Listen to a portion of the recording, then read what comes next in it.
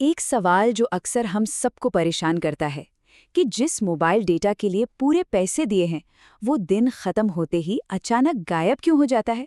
ऐसा लगता है ना जैसे पैसे बस हवा में उड़ गए। आज हम इसी आम परेशानी पर बात करेंगे और एक बहुत ही दमदार शब्द जो इसके लिए इस्तेमाल हुआ है, डिजिटल लूट।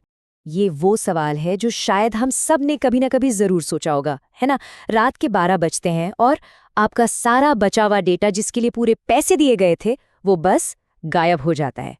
आखिर ऐसा होता क्यों है? चलिए आज इसी बात की तह तक चलते हैं। अब देखिए, ये जो आम सी लगने वाली परेशानी है ना, हाल ही में इसको भारत की संसद में एक बहुत ही पावरफुल नाम दिया गया।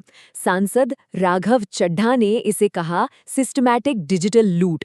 तो मतलब ये कोई छोटा मोटा शब्द नहीं है, बल्कि एक बहुत बड़ी बहस की शुरुआत है। तो इस पूरी बहस का जो सबसे अहम हिस्सा है वो एक बड़े ही कह सकते क्रांतिकारी आइडिया पर टिका है। और वो आइडिया ये है कि आपका डेटा आपकी अपनी संपत्ति है। तो ये डिजिटल संपत्ति आखिर है क्या? चलिए समझते हैं। इसका सीधा सा मतलब ये है कि जिस डेटा के लिए किसी ने पैसे दिए हैं वो सिर्फ एक सर्विस नहीं है जो एक्सपायर हो जाए। नहीं, ये आपकी अपनी प्रॉपर्टी है, एक एसेट जिस पर आपका पूरा हक होना चाहिए। ठीक है, तो अगर डेटा हमारी संपत्ति है तो सवाल उठता है कि फिर इसके साथ क्या क्या किया जा सकता है। तो संसद में ना 3 बड़ी मांगें रखी गईं। पहला, डेटा रोल ओवर, दूसरा डेटा ट्रांसफर और तीसरा है डेटा क्रेडिट्स। आइए एक एक करके इन तीनों को समझते हैं। तो पहली मांग है डेटा रोल ओवर की। इसका मतलब बहुत सीधा सा है। मान लीजिए दिन खत्म होने पर आपका कुछ डेटा बच गया तो वो बेकार नहीं जाना चाहिए, वो अगले दिन के कोटे में जुड़ जाना चाहिए।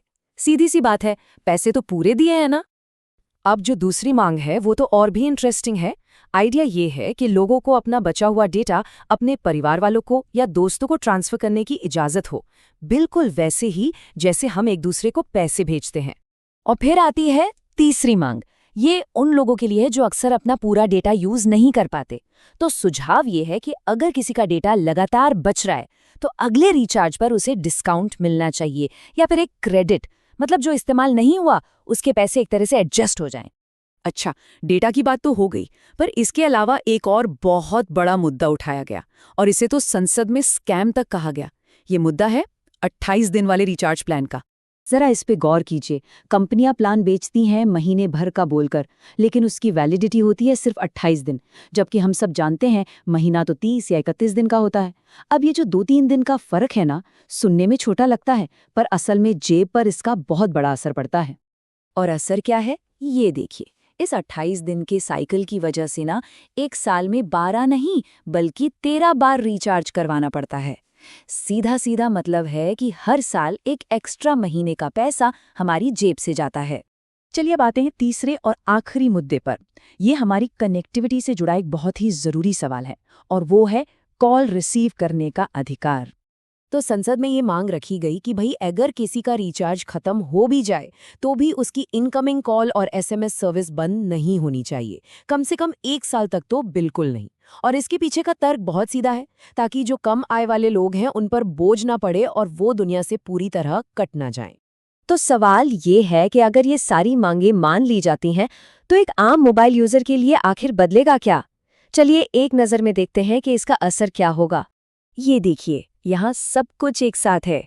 जो डेटा एक्सपायर हो जाता है उसका सोल्यूशन रोल ओवर, ट्रांसफर या क्रेडिट।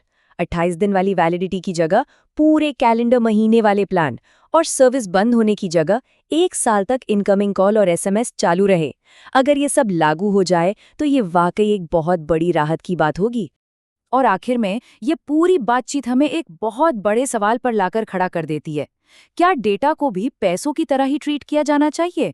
मतलब एक ऐसी संपत्ति जिसे बचाया जा सके, किसी और को भेजा जा सके या जिसके बदले में कुछ वापस मिले? इस पर सोचने वाली बात है ना?